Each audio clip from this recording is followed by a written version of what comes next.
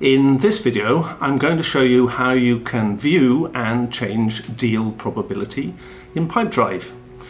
I had a client message me this week to say they couldn't see their deal probability in one of their pipelines. Now, it wasn't immediately obvious what was wrong, but probability can be entered and altered in the overall pipeline as well as the individual stages themselves. And in this video, I'll show you where these settings are hiding. If you have any questions or think I missed something, please let me know in the comments below. Welcome back to the channel. If you're new here, my name is Chris Ray and I'm a technology consultant. I help SMEs get the most out of technology using business automation and tools like Pipedrive. If this video was helpful, please hit the like or subscribe and you'll find links to everything I talk about in the description. So here we have our Pipedrive pipeline. This is my test pipeline.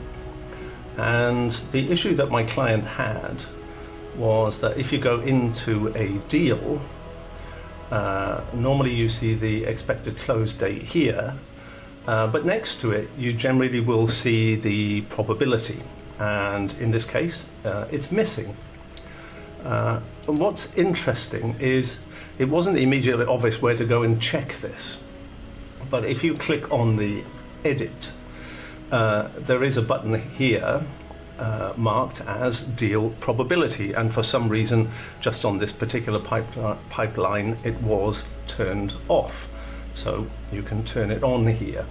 And it's worth noting that there is a little bit of help that says essentially when you enable this you configure it on a deal basis, whereas you can also change the probability within each stage of the pipeline itself. So you can kind of choose either an overall deal or within individual stages.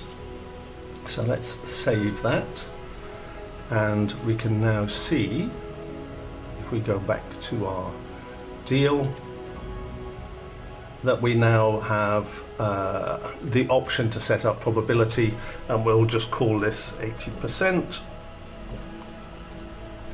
And we can see now that we have our probability set, and that was kind of the root of the issue.